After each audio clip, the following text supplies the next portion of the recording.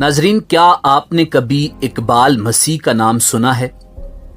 यकीनन नहीं सुना होगा, मगर इस अजीम पाकिस्तानी गुमनाम हीरो के नाम से दुनिया वाकिफ है। अक़वाम मुत्तहिदा हर साल इसके नाम से अवार्ड जारी करता है। इसकी जिंदगी पर किताबें लिखी गईं और इसके नाम पर दुनिया में कई इदारे मौजूद हैं। यूरोप की सड़कों पर मौजूद मुजस्मे इसकी अजमत की अक्कासी करते हैं। नाज़रीन, हमारी आज की वीडियो भी इस अजीम पाकिस्तानी को खिराज तहसीन पेश करना है और हम आपको इकबाल मसीह की अज़ियतनाक जिंदगी और दर्दनाक मौत की दास्तान सुनाएंगे। मगर इससे पहले अगर आप हमारे चैनल पर नए हैं तो हमारा चैनल सब्सक्राइब करें और अगर आपको हमारी वीडियो पसंद आए तो लाइक करके हमारी हौसला अफजाई करें। नाज़रीन, इकबाल मसीह 1983 में जिला शेखुपुरा के नवाही शहर मुरीदके में एक मसीही घराने में पैदा हुआ था। इकबाल की वालिदा एक मकामी कारपेट फैक्ट्री में मामूली सी उजरत पर काम करती थी और यही मुलाजमत इस घराने के गुजर बसर का जरिया थी। इकबाल की वालिदा ने उसके बड़े भाई की शादी के लिए 600 रुपए का कर्ज अरशद नामी एक मकामी ताजर से ले रखा था, जो वो बीमारी के बायस अदा न कर पाई और बदले में इकबाल को फैक्ट्री मालिक के हवाले करना पड़ा और सिर्फ 4 साला इकबाल कारपेट फैक्ट्री में मजदूरी करने पर मजबूर हो गया। 6 साल तक के लिए इकबाल दिन में 14 घंटे तक काम करता रहा, मगर कर्ज था कि जूं का तूं मौजूद रहा। इतनी छोटी सी उम्र में ही इकबाल मसीह ने जिंदगी का बदसूरत रुख झेलना शुरू किया। चूंकि फैक्ट्री मालिक सिर्फ एक वक्त का खाना देता था और पूरा हफ्ता रोजाना 14 घंटे काम करवाता था, मगर इकबाल के हौसले बुलंद थे और एक दिन उसके जहन में बगावत ने जन्म लिया। सो वो 1990 को 10 साल की उम्र में गुलामी की जंजीरें तोड़कर भाग निकला। मगर चूंकि फैक्ट्री मालिक असर रसूख वाला था, सो पुलिस को रिश्वत देकर जल्द ही उसे गिरफ्तार कर लिया गया। कुछ दिन कैद में पुलिस के हाथों टार्चर करवाने के बाद उसे दोबारा फैक्ट्री में काम के लिए कैद कर दिया गया। नाज़रीन, उस दौर में पाकिस्तान में कई फैक्ट्री कारखानों में बच्चों से कम उम्री में मामूली उजरत पर जबरी मुशक्कत करवाई जाती थी, मगर इकबाल की यह कोशिश रायगां गई और उसे दोबारा फैक्ट्री में काम करना पड़ा और अब की बार काम का बोझ मजीद बढ़ा दिया गया। मगर इकबाल था कि इस गुलामी से न सिर्फ खुद आजादी चाहता था बल्कि हजारों बच्चों को भी आजाद करवाना चाहता था जो जुल्म का शिकार थे। और 1 साल बाद इकबाल दोबारा भागने में कामयाब हो गया। इस दफा खुशकिस्मती से वो चाइल्ड लेबर के खिलाफ सरगर्म तंजीम के पास जा पहुंचा, जिन्होंने पाकिस्तानी कानून की रोशनी में उसे गुलामी के तौक से निजात दिलाई। बादअज़ां इकबाल मसीह अपने ही जैसे तकरीबन 3000 नन्हे मजदूरों की रिहाई का सबब बना। इकबाल मसीह दोबारा फरार हुआ और उसने इस मर्तबा अपने साथ लाहौर के 3000 बच्चों को भी सरमायादारों की कैद से आजाद किया। इकबाल मसीह ने 10 साल की उम्र में बच्चों की आजादी की पहली तहरीक की बुनियाद रखी, जिसका नाम बॉन्डेड चाइल्ड लिबरेशन था। इकबाल एक लीडर बन चुका था, एक 10 साला लीडर, जिसने सरमायादारों की फैक्ट्रियों, भट्टों वगैरह से हजारों बच्चों को आजाद करवाया और जिसकी वजह से चाइल्ड लेबर पर पाबंदी लगी।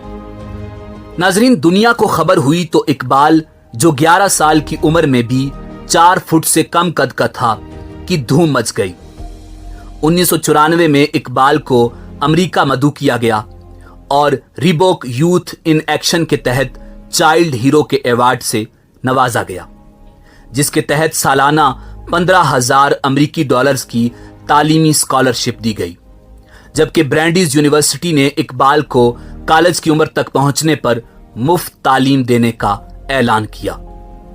बच्चों के हुकूक के लिए काम करने वाली आलमी तंजीमों ने इस हीरो को पहले स्वीडन और उसके बाद अमेरिका में स्कूल के बच्चों से बातचीत करने के लिए बुलाया, जहां मकामी स्कूलों के तालिब इल्मों ने अपने जेब खर्च से एक फंड कायम किया जो आज भी पाकिस्तान में बच्चों के तकरीबन 20 स्कूल चला रहा है।